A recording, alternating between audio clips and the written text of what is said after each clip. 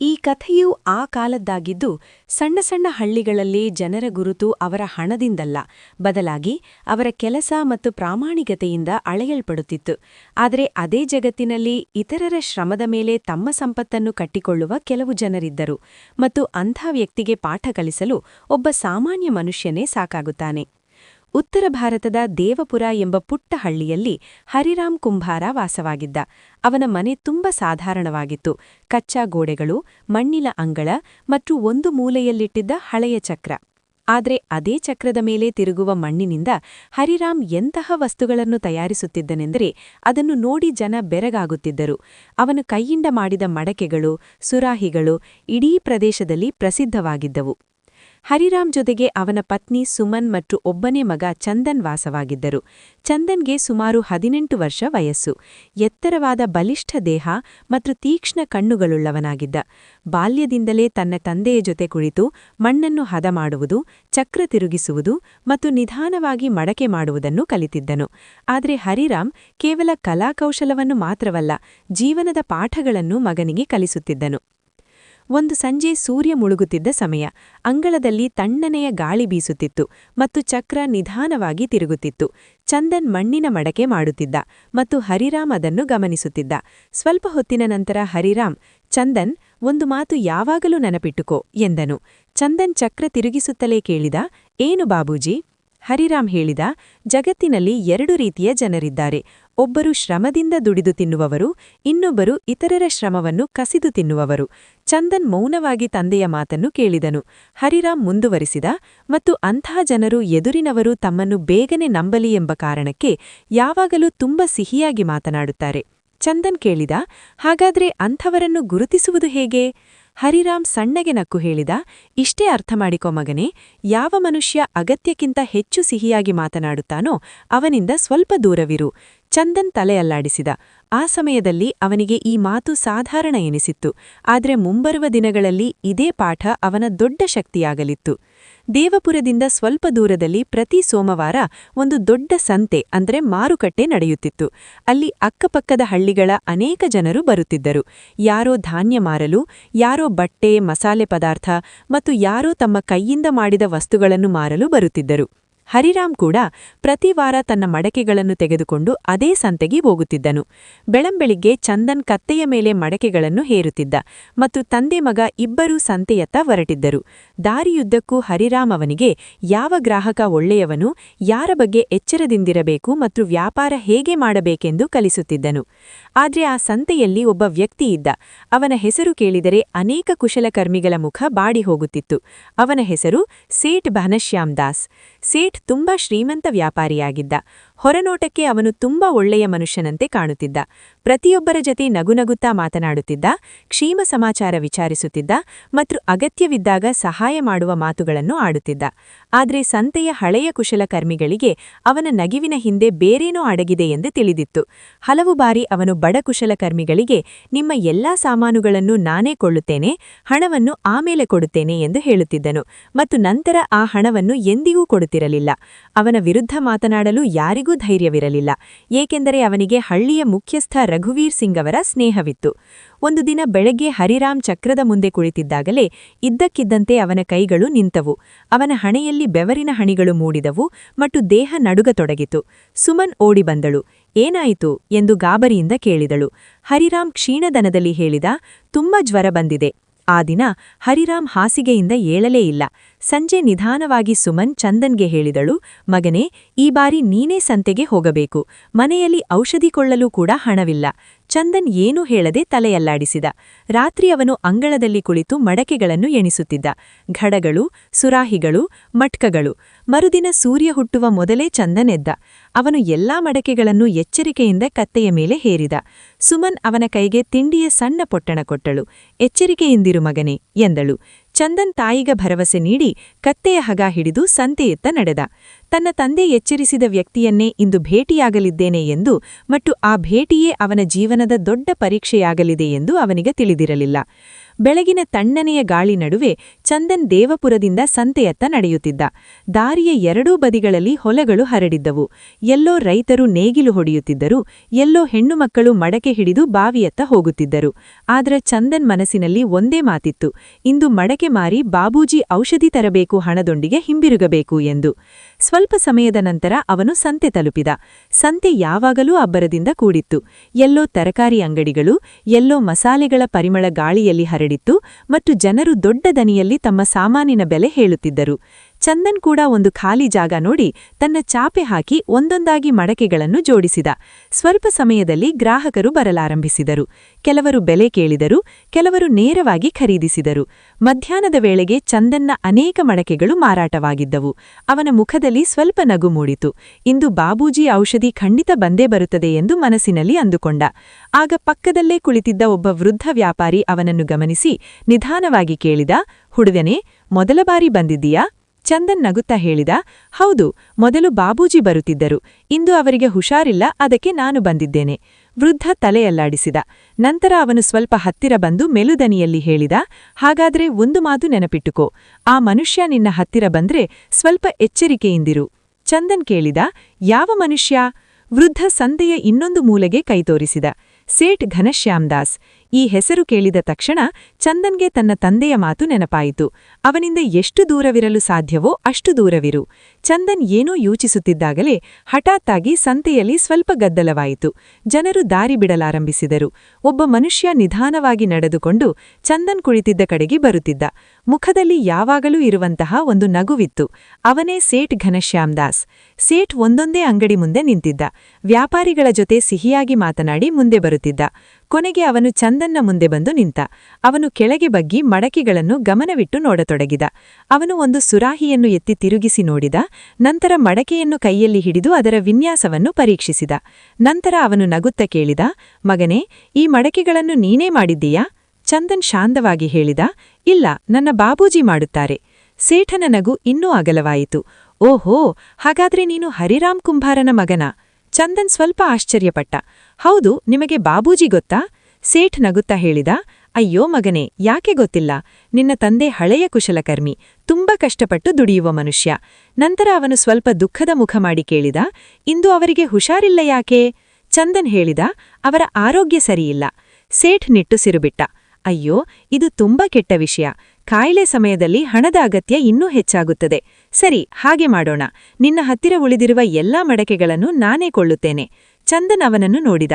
ಎಲ್ಲವನ್ನೂ? ಸೇಠ್ ನಗ್ಗ. ಹೌದು ಮಗನೇ, ಎಲ್ಲವನ್ನೂ. ನೀನು ಇನ್ನೂ ಮಾರುಕಟ್ಟೆಯಲ್ಲಿ ಕಾಯುವ ಅಗತ್ಯವಿಲ್ಲ. ಚಂದನ್ ಸ್ವಲ್ಪ ಹೊತ್ತು ಯೋಚಿಸಿದ. ಅವನಿಗೆ ತಂದೆಯ ಮಾತು ನೆನಪಿತ್ತು.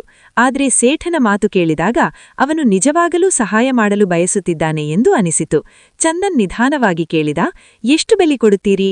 ಸೇಠ್ ತಕ್ಷಣ ಹೇಳಿದ, ನೀನು ಹೇಳಿದಷ್ಟು. ಇದು ಕೇಳಿ ಚಂದನ್ ತುಸ್ಸು ಚಕಿತನಾದ. ಸಂತೆಯಲ್ಲಿ ಯಾವ ವ್ಯಾಪಾರಿಯೂ ಹೀಗೆ ಹೇಳುತ್ತಿರಲಿಲ್ಲ. ಆದರೂ ಅವನು ಹೇಳಿದ, 100 ರೂಪಾಯಿ ಕೊಡಿ. ವಾಸ್ತವಕ್ಕೆ ಮಡಕೆಗಳ ಬೆಲೆ ಸ್ವಲ್ಪ ಕಡಿಮೆಯೇ ಇತ್ತು. ಆದರೆ ಚಂದನ್ ಉದ್ದೇಶಪೂರ್ವಕವಾಗಿ ಸ್ವಲ್ಪ ಹೆಚ್ಚು ಬೆಲೆ ಹೇಳಿದ್ದ.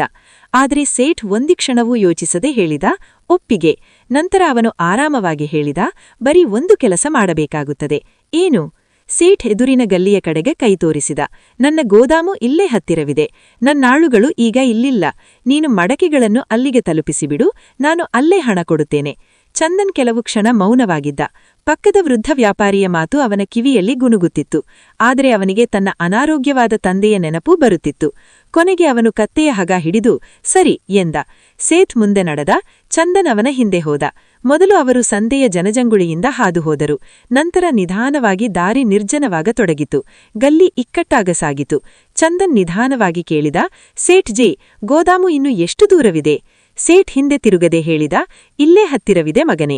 ಸ್ವಲ್ಪ ಸಮಯದ ನಂತರ ಅವರು ಒಂದು ದೊಡ್ಡ ಹಳೆಯ ಅಂಗಳದ ಮುಂದೆ ತಲುಪಿದರು. ಅಂಗಳದ ಮಧ್ಯದಲ್ಲಿ ಒಂದು ಹಳೆಯ ಕಟ್ಟಡವಿತ್ತು. ಅದರ ಮರದ ಬಾಗಿಲು ಮುಚ್ಚಿತ್ತು. ಸೇಠ್ ಮುಂದೆ ಹೋಗಿ ಬಾಗಿಲು ತಟ್ಟಿದ.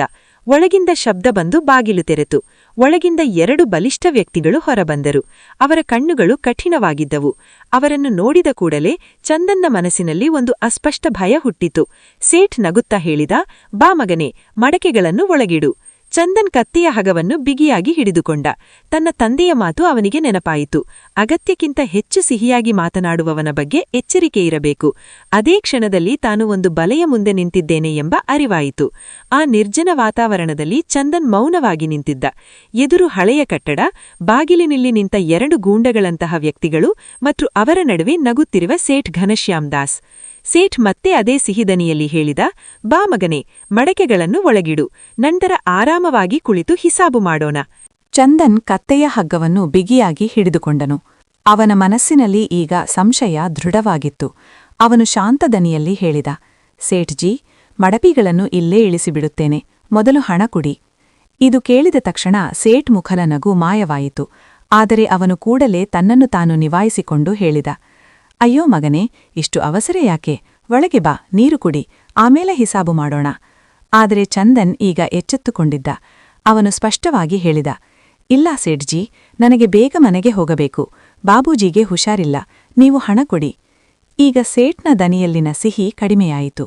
ಅವನು ತನ್ನ ಆಳುಗಳ ಕಡೆ ನೋಡಿ ಮೆಲ್ಲನೆ ಹೇಳಿದ, ಮೊದಲು ಸಾಮಾನನ್ನು ಒಳಗೆ ಇಡಿ. ಆ 2 ವ್ಯಕ್ತಿಗಳು ಮುಂದೆ ಬಂದು ಕತ್ತೆಯ ಮೇಲೆ ಕೈ ಹಾಕಲು ಹೋದರು.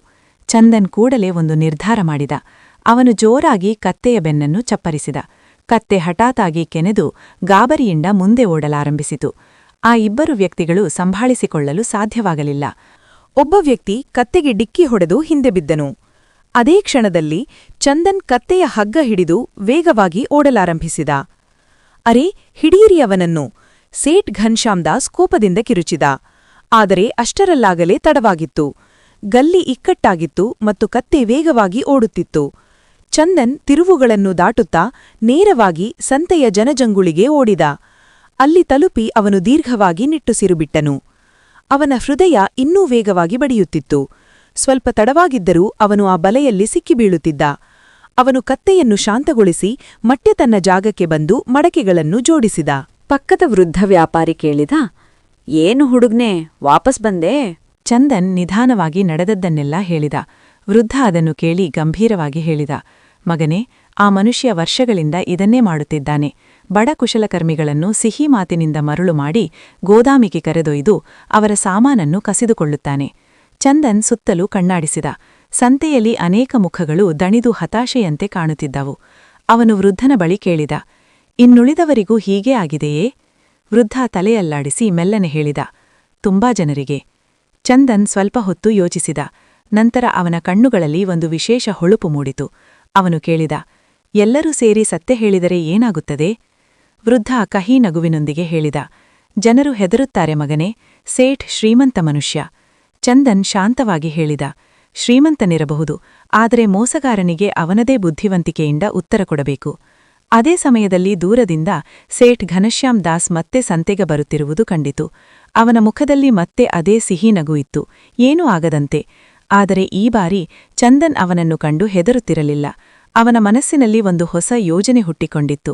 ಈ ಆಟ ಈಗ ಇಲ್ಲಿಗೆ ಮುಗಿಯುವುದಿಲ್ಲ ಎಂದು ಅವನು ಮನಸ್ಸಿನಲ್ಲೇ ನಿರ್ಧರಿಸಿದ್ದನು. ಮುಂದಿನ ಬಾರಿ ಸೇಠ್ ಬೇರೆ ಬಡ ಕುಶಲಕರ್ಮಿಯನ್ನಲ್ಲ, ಬದಲಾಗಿ ಅದೇ ಚಂದನನ್ನು ತನ್ನ ಬಲೆಗೆ ಕರೆಯುತ್ತಾನೆ ಮತ್ತು ಆ ಬಲೆಯಲ್ಲಿ ತಾನೇ ಸಿಕ್ಕಿಬೀಳುತ್ತಾನೆ. ಅಂದು ಸಂತೆಯಿಂದ ಹಿಂದಿರುಗುವಾಗ ಚಂದನ್ ಮನಸ್ಸಿನಲ್ಲಿ ಅನೇಕ ವಿಚಾರಗಳು ಓಡುತ್ತಿದ್ದವು. ಹಾದಿಯುದ್ದಕ್ಕೂ ಅವನು ಯೋಚಿಸುತ್ತಿದ್ದದೇನೆಂದರೆ, ಸೇಠ್ ಘನಶ್ಯಾಮ್ ದಾಸ್ನನ್ನು ತಡೆಯದಿದ್ದರೆ ಅವನು ಹೀಗೆ ಬಡ ಕುಶಲಕರ್ಮಿಗಳನ್ನು ಲೂಟಿ ಮಾಡುತ್ತಲೇ ಇರುತ್ತಾನೆ ಎಂದು. ಮನೆಗೆ ತಲುಪುವಷ್ಟರಲ್ಲಿ ಅವನು ಒಂದು ನಿರ್ಧಾರ ಮಾಡಿದ್ದನು. ಇನ್ಮುಂದೆ ಅವನು ಕೇವಲ ಮಡಕೆ ಮಾರಲು ಸಂತೆಗೆ ಹೋಗುವುದಿಲ್ಲ, ಬದಲಾಗಿ ಸೇಠ್ನ ಮೋಸದ ಸತ್ಯವನ್ನು ಎಲ್ಲರ ಮುಂದೆ ತರುತ್ತಾನೆ. ಮನೆಗೆ ಹೋಗಿ ಕತ್ತೆಯನ್ನು ಅಂಗಳದಲ್ಲಿ ಕಟ್ಟಿದನು. ತಾಯಿ ಸುಮನ್ ಬಾಗಿಲಲ್ಲಿ ನಿಂತಿದ್ದರು. ಯಾಕೆ ತಡವಾಯಿತು ಮಗನೇ ಎಂದು ಚಿಂತೆಯಿಂದ ಕೇಳಿದಳು. ಚಂದನ್ ನಗುತ್ತಾ ಹೇಳಿದ, ಏನೂ ಇಲ್ಲ ಅಮ್ಮ, ಸಂತೆಯಲ್ಲಿ ಜನ ಜಾಸ್ತಿ ಇದ್ದರು. ಅವನು ಔಷಧಿಗಾಗಿ ಸ್ವಲ್ಪ ಹಣವನ್ನು ತಾಯಿಗೆ ಕೊಟ್ಟು ಒಳಗೆ ಹೋದನು. ಹರಿರಾಮ್ ಹಾಸಿಗೆಯಲ್ಲಿದ್ದರು. ಚಂದನ್ ಅವರ ಹತ್ತಿರ ಕುಳಿತನು. ಹರಿರಾಮ್ ಕ್ಷೀಣ ದನಿಯಲ್ಲಿ ಕೇಳಿದರು, ಸಂತೆ ಹೇಗಿತ್ತು? ಚಂದನ್ ಮೆಲ್ಲನೆ ಹೇಳಿದ, ಎಲ್ಲ ಚೆನ್ನಾಗಿತ್ತು ಬಾಬೂಜಿ. ಹರಿರಾಮ್ ಮಗನ ಕಡೆ ನೋಡಿ ಮತ್ತೆ ಅದೇ ಹಳೆಯ ಮಾತನ್ನು ಪುನರಾವರ್ತಿಸಿದರು. ಮಗನೇ, ವ್ಯವಹಾರದಲ್ಲಿ ಯಾವಾಗಲೂ ಕಣ್ಣು ತೆರೆದಿಡಬೇಕು. ಚಂದನ್ ತಲೆಬಾಗಿಸಿದ. ತಂದೆಯ ಈ ಪಾಠ ಈಗ ತನ್ನ ಕೆಲಸಕ್ಕೆ ಬರಲಿದೆ ಎಂದು ಅವನಿಗನಿಸಿತು. ಮುಂದಿನ ಕೆಲವು ದಿನಗಳ ಕಾಲ ಚಂದನ್ ಮೊದಲಿಗಿಂತ ಹೆಚ್ಚು ಶ್ರಮಪಟ್ಟನು. ಬೆಳಿಗ್ಗೆಯಿಂದ ಸಂಜೆಯವರೆಗೆ ಚಕ್ರ ತಿರುಗುತ್ತಲೇ ಇತ್ತು ಮತ್ತು ಅವನ ಕೈಯಿಂದ ಒಂದಾದ ಮೇಲೆ ಒಂದಾದಂತೆ ಮಡಕೆಗಳು ತಯಾರಾಗುತ್ತಿದ್ದವು. ಅಂಗಳದಲ್ಲಿ ಮಡಕೆಗಳ ಸಾಲು ಬೆಳೆಯಿತು.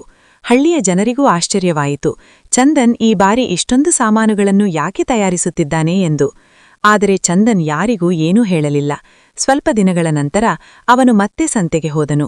ಈ ಬಾರಿ ಅವನು ಮಡಕೆ ಮಾರಲು ಸಂತೆಗೆ ಹೋಗಲಿಲ್ಲ, ಬದಲಾಗಿ ಜನರೊಂದಿಗೆ ಮಾತನಾಡಲು ಹೋದನು. ಅವನು ನಿಧಾನವಾಗಿ ಸೇಟ್ನಿಂದ ಮೋಸ ಹೋದ ಕುಶಲಕರ್ಮಿಗಳನ್ನು ಹುಡುಕಲಾರಂಭಿಸಿದ. ಮೊದಲು ಅವನು ಎಣ್ಣೆ ಮಾರುವ ಗಂಗಾರಾಂ ಬಳಿ ಹೋದನು. ಸೇಠ್ ತನ್ನಿಂದ ಅನೇಕ ಮಡಕೆಗಳನ್ನು ತೆಗೆದುಕೊಂಡು ಹಣ ನೀಡದೆ ಮೋಸ ಮಾಡಿದ್ದಾನೆ ಎಂದು ಗಂಗಾರಾಂ ದುಃಖದಿಂದ ಹೇಳಿದನು. ನಂತರ ಚಂದನ್ ಮರದ ಆಟಕೆ ಮಾರುವ ಮೋಹನನ್ನು ಭೇಟಿಯಾದನು. ಅವನ ಕಥೆಯೂ ಇದೇ ಆಗಿತ್ತು. ನಿಧಾನವಾಗಿ ಚಂದನಿಗೆ ಅಂತಹ ಅನೇಕ ಜನರು ಸಿಕ್ಕರೂ ಅವರ ಸಾಮಾನುಗಳು ಸೇಟ್ನ ಗೋದಾಮಿನಲ್ಲಿದ್ದವು. ಸಂಜೆಯವರೆಗೆ ಚಂದನ್ ಅವರೆಲ್ಲರನ್ನೂ ಒಂದು ಕಡೆ ಸೇರಿಸಿದನು. ಎಲ್ಲರೂ ನಿರಾಶರಾಗಿದ್ದರು. ಅವರಲ್ಲಿ ಒಬ್ಬ ಹೇಳಿದ, ತಮ್ಮ, ಆ ಮನುಷ್ಯನ ವಿರುದ್ಧ ಯಾರು ನಿಲ್ಲುತ್ತಾರೆ? ಅವನ ಹತ್ತಿರ ಹಣವೂ ಇದೆ, ಶಕ್ತಿಯೂ ಇದೆ. ಚಂದನ್ ಶಾಂತವಾಗಿ ಹೇಳಿದ, ನಾವೆಲ್ಲರೂ ಒಟ್ಟಾಗಿ ನಿಂತರೆ ಅವನ ಶಕ್ತಿ ಕೆಲಸಕ್ಕೆ ಬರುವುದಿಲ್ಲ. ಎಲ್ಲರೂ ಅವನ ಕಡೆ ನೋಡತೊಡಗಿದರು. ಚಂದನ್ ಹೇಳಿದ, ಮುಂದಿನ ಸೋಮವಾರ ನಾನು ತುಂಬಾ ಮಡಕೆಗಳನ್ನು ತೆಗೆದುಕೊಂಡು ಸಂತೆಗೆ ಬರುತ್ತೇನೆ. ಆ ಸುದ್ದಿ ತಾನಾಗೇ ಸೇಠಿಗೆ ಮುಟ್ಟುತ್ತದೆ. ಅವನು ಆಸೆಯಿಂದ ನನ್ನ ಎಲ್ಲಾ ಸಾಮಾನು ಕೊಳ್ಳಲು ಬಯಸುತ್ತಾನೆ ಮತ್ತು ನನ್ನನ್ನು ಗೋದಾಮಿಗೆ ಕರೆದೊಯ್ಯುತ್ತಾನೆ. ಗಂಗಾರಾಂ ಹೆದರಿ ಹೇಳಿದ, ಆದರೆ ಇದು ಅಪಾಯದ ವಿಷಯ. ಚಂದನ್ ನಗುತ್ತಾ ಹೇಳಿದ, ಈ ಬಾರಿ ನಾನು ಒಬ್ಬನೇ ಇರುವುದಿಲ್ಲ. ಚಂದನ್ ಅವರಿಗೆ ವಿವರಿಸಿದ. ತಾನು ಸೇಠ್ನೊಂದಿಗೆ ಗೋದಾಮಿಗೆ ಹೋದಾಗ ಅವರೆಲ್ಲರೂ ಸ್ವಲ್ಪ ದೂರದಿಂದ ಅವನನ್ನು ಹಿಂಬಾಲಿಸಬೇಕು ಮತ್ತು ಸಮಯ ಸಿಕ್ಕಿದ ಕೂಡಲೇ ಎಲ್ಲರೂ ಒಟ್ಟಾಗಿ ಅಲ್ಲಿಗೆ ಬರಬೇಕು ಎಂದು. ಎಲ್ಲರೂ ಸ್ವಲ್ಪ ಹೊತ್ತು ಯೋಚಿಸಿ ನಂತರ ಒಪ್ಪಿಕೊಂಡರು. ಆ ರಾತ್ರಿ ಚಂದನ್ ಮನೆಗೆ ಹಿಂದಿರುಗಿದಾಗ ಅವನ ಮುಖದಲ್ಲಿ ಸಣ್ಣ ನಗು ಇತ್ತು. ಯೋಜನೆ ಸಿದ್ಧವಾಗಿತ್ತು. ಆದರೆ ಅವನ ನಿಜವಾದ ತಂತ್ರ ಏನು ಎಂದು ಯಾರಿಗೂ ತಿಳಿದಿರಲಿಲ್ಲ. ಅತ್ತ ಸೇಠ್ ಘನಶ್ಯಾಮ್ ದಾಸಿಗೂ ಸುದ್ದಿ ಮುಟ್ಟಿತು, ಹರಿರಾಮ್ ಕುಂಭಾರನ ಮಗ ಈ ಬಾರಿ ದೊಡ್ಡ ಮಟ್ಟದ ಸಾಮಾನಿನೊಂದಿಗೆ ಬರುತ್ತಿದ್ದಾನೆ ಎಂದು. ಇದನ್ನು ಕೇಳಿ ಅವನ ಮುಖದಲ್ಲಿ ಮತ್ತೆ ಅದೇ ಹಳೆಯ ನಗು ಮರಳಿತು. ಆದರೆ ಈ ಬಾರಿ ಬಲೆ ಯಾರಿಗಾಗಿ ಸಿದ್ಧವಾಗಿದೆ ಎಂಬ ಅಂದಾಜು ಅವನಿಗೆ ಇರಲಿಲ್ಲ. ಮರುಕ್ಷಣವೇ ಸೇಠ್ ಚಂದನ್ ಬಳಿ ಬಂದು ನಗುತ್ತ ಹೇಳಿದ, ಈ ಬಾರಿ ದೊಡ್ಡ ಮಾಲು ತಂದಿದ್ದೀಯಾ ಮಗನೇ, ನಾನೇ ಎಲ್ಲ ಕೊಳ್ಳುತ್ತೇನೆ, ಬಾ. ಚಂದನ್ ಶಾಂತವಾಗಿ ಹೇಳಿದ, ಸರಿ ಸೇಠ್ಜಿ, ಆದರೆ ಈ ಬಾರಿ ಲೆಕ್ಕಾಚಾರ ಸರಿಯಾಗಿರಬೇಕು. ಸೇಠ್ ನಗುತ್ತ ಹೇಳಿದ, ಖಂಡಿತ, ಗೋದಾಮಿಗೆ ಹೋಗಿ ಆರಾಮವಾಗಿ ಹಿಸಾಬು ಮಾಡೋಣ. ಚಂದನ್ ಏನೂ ತೋರಿಸಿಕೊಳ್ಳದೆ ಒಪ್ಪಿದನು. ಸೇಠ್ ಮುಂದೆ ನಡೆದ. ಚಂದನ್ ಕತ್ತೆಯ ಹಗ್ಗ ಹಿಡಿದು ಹಿಂದೆ ಹೋದನು. ಕತ್ತೆಯ ಮೇಲಿದ್ದ ನೂರಾರು ಮಡಕೆಗಳು ನಡೆಯುವಾಗ ಶಬ್ದ ಮಾಡುತ್ತಿದ್ದವು. ದಾರಿ ಅದೇ ಹಳೆಯದು. ಅಂಗಳದ ಬಾಗಿಲು ತೆರೆದು ಅದೇ ಇಬ್ಬರು ಗೂಂಡಾಗಳು ಹೊರಬಂದರು. ಇಂದು ದೊಡ್ಡ ಮಾಲು ಬಂದಿದೆ, ಒಳಗೆ ಜಾಗ ಖಾಲಿ ಮಾಡಿ ಎಂದು ಸೇಠ್ ಹೇಳಿದ. ಒಂದೊಂದಾಗಿ ಮಡಕೆಗಳು ಗೋದಾಮಿನ ಒಳಗೆ ಹೋದವು. ಗೋದಾಮು ಮಡಕೆಗಳಿಂದ ತುಂಬಿಹೋಯಿತು. ಸೇಠ್ ಸಂತೋಷದಿಂದ ನಕ್ಕ. ಹಾಗಾದ್ರೆ ಮಗನೇ, ಎಷ್ಟು ಹಿಸಾಬು ಆಗುತ್ತದೆ? ಚಂದನ್ ಹೇಳಿದ, 200 ಮಡಕೆಗಳಿವೆ, 2000 ರೂಪಾಯಿ. ಸೇಠ್ ಜೋರಾಗಿ ನಗಲಾರಂಭಿಸಿದ. ಹುಡುಗನೇ, ನಾನು ಇಷ್ಟು ಹಣ ಕೊಡುತ್ತೇನೆ ಎಂದು ನೀನು ನಿಜವಾಗಿಯೂ ಅಂದುಕೊಂಡಿದ್ದೀಯಾ? ಚಂದನ್ ಕೇಳಿದ. ಯಾಕೆ ಕೊಡುವುದಿಲ್ಲ? ಸೇಠ್ನ ಮುಖ ಈಗ ಕಠಿಣವಾಯಿತು. ಯಾಕೆಂದರೆ ಈಗ ಮಡಕೆಗಳು ನನ್ನ ಗೋದಾಮಿನಲ್ಲಿವೆ. ಹಣ ಕೊಡಬೇಕೋ ಬೇಡವೋ ಎಂಬುದನ್ನು ನಾನು ನಿರ್ಧರಿಸುತ್ತೇನೆ. ಇಷ್ಟು ಹೇಳಿ ತನ್ನ ಆಳುಗಳಿಗೆ ಸನ್ನೆ ಮಾಡಿದ. ಅವರು ಚಂದನ್ ಹತ್ತಿರ ಬಂದರು. ಸೇಠ್ ಅಹಂಕಾರದಿಂದ ಹೇಳಿದ, ಇಂದು ನೀನು ದೊಡ್ಡ ಆಟ ಆಡಲು ಪ್ರಯತ್ನಿಸಿದೆ, ಆದರೆ ಆಟದ ಮಾಲೀಕ ಯಾರು ಎಂಬುದನ್ನು ಮರೆತುಬಿಟ್ಟೆ. ಚಂದನ್ ಈಗಲೂ ಶಾಂತವಾಗಿ ನಿಂತಿದ್ದ. ಅವನು ಮೆಲ್ಲನೆ ಹೇಳಿದ, ಸೇಠ್ಜಿ, ಆಟ ಇನ್ನೂ ಮುಗಿಯಲಿಲ್ಲ. ಸೇಠ್ ನಕ್ಕ. ಏನು ಮಾಡುತ್ತೀಯ ನೀನು? ಚಂದನ್ ಇದ್ದಕ್ಕಿದ್ದಂತೆ ಜೋರಾಗಿ ಚಪ್ಪಾಳೆ ತಟ್ಟಿದ. ಗೋದಾಮಿನ ಹೊರಗೆ ಗದ್ದಲವಾಯಿತು.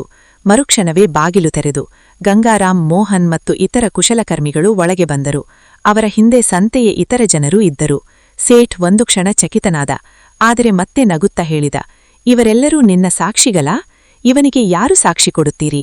ನಂತರ ಅವನು ಜೋರಾಗಿ ಕೇಳಿದ, ಈ ಮಡಕೆಗಳು ಈ ಹುಡುಗನದ್ದೇ ಎಂದು ಹೇಳಲು ಯಾರ ಬಳಿಯಾದರೂ ಪುರಾವೆ ಇದೆಯೇ? ಗೋದಾಮಿನಲ್ಲಿ ಮೌನ ಆವರಿಸಿತು. ಸೇಠ್ನ ನಗು ಮರಳಿತು. ಆದರೆ ಅದೇ ಸಮಯದಲ್ಲಿ ಚಂದನ್ ಮುಂದೆ ಬಂದ. ಅವನ ಧ್ವನಿ ಗಟ್ಟಿಯಾಗಿತ್ತು. ಪುರಾವೆ ಇದೆ. ಸೇಠ್ ತಿರಸ್ಕಾರದಿಂದ ಕೇಳಿದ, ಎಲ್ಲಿದೆ? ಚಂದನ್ ಗೋದಾಮಿನಲ್ಲಿದ್ದ ಮಡಕೆಗಳ ಕಡೆ ಹೈ ತೋರಿಸಿ ಹೇಳಿದ, ಒಂದು ಮಡಕೆಯನ್ನು ತಿರುಗಿಸಿ ನೋಡಿ. ಸೇಠ್ನ ಮುಖದಲ್ಲಿ ಗೊಂದಲ ಮೂಡಿತು. ಗಂಗಾರಾಂ ಮುಂದೆ ಬಂದು ಒಂದು ಮಡಕೆಯನ್ನು ತಿರುಗಿಸಿದ. ಮಡಕೆಯ ತಳದಲ್ಲಿ ಕೆಂಪು ಬಣ್ಣದಿಂದ ಚಂದನ್ ಎಂದು ಬರೆದಿತ್ತು. ಚಂದನ್ ಹೇಳಿದ, ಇನ್ನೊಂದನ್ನು ನೋಡಿ. ಮೋಹನ್ ಇನ್ನೊಂದು ಸುರಾಹಿಯನ್ನು ತಿರುಗಿಸಿದ. ಅದರ ಕೆಳಗೂ ಅದೇ ಗುರಿತಿತ್ತು. ಪ್ರತಿಯೊಂದು ಮಡಕೆಯ ಕೆಳಗೂ ಚಂದನ್ ಹೆಸರು ಬರೆಯಲಾಗಿತ್ತು. ಇಡೀ ಗೋದಾಮಿನಲ್ಲಿ ಪಿಸುಮಾತುಗಳು ಹರಡಿದವು. ಈ ಮಡಕೆಗಳು ಚಂದನ್ನದ್ದೇ ಎಂದು ಎಲ್ಲರಿಗೂ ಅರ್ಥವಾಯಿತು. ಸೇಠ್ನ ಮುಖ ಬೆಳ್ಳಗಾಯಿತು. ಅದೇ ಸಮಯದಲ್ಲಿ ಹೊರಗಿನಿಂದ ಒಂದು ಗಂಭೀರ ಧ್ವನಿ ಕೇಳಿಸಿತು. ಇಲ್ಲಿ ಏನು ನಡೆಯುತ್ತಿದೆ? ಎಲ್ಲರೂ ತಿರುಗಿ ನೋಡಿದರು. ಬಾಗಿಲಲ್ಲಿ ನಿಂತಿದ್ದವರು ಹಳ್ಳಿಯ ಮುಖ್ಯಸ್ಥ ರಘುವೀರ್ ಸಿಂಗ್. ರಘುವೀರ್ ಸಿಂಗ್ ಗೋದಾಮಿನ ಒಳಗೆ ಬಂದರು. ಅವರು ಒಂದು ಮಡಕೆಯನ್ನು ಎತ್ತಿ ತಿರುಗಿಸಿ ನೋಡಿದರು. ಅದರ ಕೆಳಗೆ ಚಂದನೆಂದು ಬರೆದಿತ್ತು. ಅವರು ಕಠಿಣ ದನಿಯಲ್ಲಿ ಹೇಳಿದರು, ಸೇಠ್ ಘನಶ್ಯಾಮ್ ದಾಸ್, ವರ್ಷಗಳಿಂದ ನೀನು ಈ ಸಂತೆಯಲ್ಲಿ ವ್ಯಾಪಾರ ಮಾಡುತ್ತಿದ್ದೀಯಾ. ಜನ ನಿನಗೆ ಗೌರವ ಕೊಡುತ್ತಾರೆ. ಆದರೆ ನೀನು ಜನರ ಶ್ರಮವನ್ನು ಲೂಟಿ ಮಾಡುತ್ತಿದ್ದೀಯಾ. ಸೇಠ್ನ ಬಳಿ ಈಗ ಯಾವ ಉತ್ತರವೂ ಇರಲಿಲ್ಲ. ಮುಖ್ಯಸ್ಥರು ಆದೇಶಿಸಿದರು, ಇಂದಿನಿಂದ ಈ ಸಂತೆಯಲ್ಲಿ ಯಾವುದೇ ಬಡ ಕುಶಲಕರ್ಮಿಗೆ ಮೋಸವಾಗಬಾರದು. ಈಗ ನೈಗೆ ಪ್ರತಿಯೊಬ್ಬರ ಹಿಸಾಬನ್ನು ತೀರಿಸು. ಈಗ ಸೇಠ್ ಅಸಹಾಯಕನಾದನು. ಒಂದೊಂದಾಗಿ ಕುಶಲಕರ್ಮಿಗಳು ತಮ್ಮ ಸಾಮಾನನ್ನು ಗುರುತಿಸಿ ಹಣ ಪಡೆದರು. ಕೊನೆಗೆ ಸೇಠ್ ಚಂದನ್ನ ಬಳಿ ಬಂದು 2,000 ರೂಪಾಯಿಗಳನ್ನು ಕೊಟ್ಟ. ಚಂದನ್ ಆ ಹಣವನ್ನು ತೆಗೆದುಕೊಂಡು ಸೇಠ್ನ ಕಣ್ಣಲ್ಲಿ ಕಣ್ಣಿಟ್ಟು ಹೇಳಿದ, ಸೇಠ್ಜಿ, ಬಡವನನ್ನು ಸುಲಭವಾಗಿ ಮೋಸ ಮಾಡಬಹುದು ಎಂದು ನೀವು ಅಂದುಕೊಂಡಿದ್ದೀರಿ. ಆದರೆ ಬಡವರು ಒಂದಾದರೆ ಅತಿದೊಡ್ಡ ಮೋಸಗಾರನ್ನು ಬದುಕಲಾರ. ಸೇಠ್ ಏನೂ ಮಾತನಾಡದೆ ತಲೆ ತಗ್ಗಿಸಿದನು. ಸಂಜೆಯ ಹೊತ್ತಿಗೆ ಇಡೀ ಸಂತೆಯಲ್ಲಿ ಕುಂಭಾರನ ಮಗ ಹೇಗೆ ಸೇಠ್ನ ತಂತ್ರವನ್ನು ಬಯಲಿಗೆಳಿದ ಎಂಬ ಸುದ್ದಿಯೇ ಹರಡಿತ್ತು. ಚಂದನ್ ಮನೆಗೆ ಹೋದಾಗ ಸೂರ್ಯ ಮುಳುಗಿತ್ತು. ತಾಯಿ ಸುಮನ್ ದೀಪ ಹಿಡಿದು ಕಾಯುತ್ತಿದ್ದರು. ಚಂದನ್ ತಾಯಿಯ ಕೈಯಲ್ಲಿ ಹಣವನ್ನಿಟ್ಟು ಹೇಳಿದ, ಇದು ಬಾಬೂಜಿಯ ಔಷಧಿಗೆ ಮತ್ತು ಇದು ಮನೆಗೆ. ತಾಯಿ ಕಣ್ಣುಗಳು ತುಂಬಿ ಬಂದವು. ಚಂದನ್ ಒಳಗೆ ಹೋದಾಗ ಹರಿರಾಮ್ ಹಾಸಿಗೆಯ ಮೇಲೆ ಕುಳಿತಿದ್ದರು. ಅವರು ಕೇಳಿದರು, ಮಗನೇ, ಸಂತೆ ಹೇಗಿತ್ತು? ಚಂದನ್ ನಗುತ್ತಾ ಹೇಳಿದ, ಬಾಬೂಜಿ, ನೀವು ಹೇಳಿದಿರಿ ತಾನೆ, ವ್ಯವಹಾರದಲ್ಲಿ ಕಣ್ಣು ತೆರೆದಿರಬೇಕು ಎಂದು. ಇಂದು ಅದೇ ಪಾಠ ಕೆಲಸಕ್ಕೆ ಬಂತು. ಹರಿರಾಮ್ ಕಣ್ಣುಗಳಲ್ಲಿ ಹೆಮ್ಮೆ ತುಂಬಿತ್ತು. ಹೊರಗೆ ರಾತ್ರಿ ಆವರಿಸುತ್ತಿತ್ತು. ಅಂಗಳದ ದೀಪದ ಬೆಳಕು ಮಂದವಾಗಿ ಹರಡಿತ್ತು. ಆ ಪುಟ್ಟ ಮನೆಯಲ್ಲಿ ಒಂದು ಸತ್ಯ ಸಾಬೀತಾಗಿತ್ತು. ಜಗತ್ತಿನ ಅತಿದೊಡ್ಡ ಸಂಪತ್ತು ಹಣವಲ್ಲ, ಬದಲಾಗಿ ತಂದೆ ತಾಯಿಗಳು ತಮ್ಮ ಮಕ್ಕಳಿಗೆ ನೀಡುವ ಜೀವನದ ಪಾಠಗಳು. ಸ್ನೇಹಿತರೆ, ಈ ಕಥೆ ನಿಮಗೆ ಇಷ್ಟವಾಗಿದೆ ಎಂದು ನಾನು ಭಾವಿಸುತ್ತೇನೆ. ಈ ವಿಡಿಯೋವನ್ನು ಲೈಕ್ ಮಾಡಿ ಮತ್ತು ಕಮೆಂಟ್ ಬಾಕ್ಸ್ನಲ್ಲಿ ನಿಮ್ಮ ಹೆಸರು ಮತ್ತು ನಿಮ್ಮ ಊರಿನ ಹೆಸರನ್ನು ಬರೆಯಿರಿ. ಮುಂದಿನ ಕಥೆಯಲ್ಲಿ ಸಿಗೋಣ.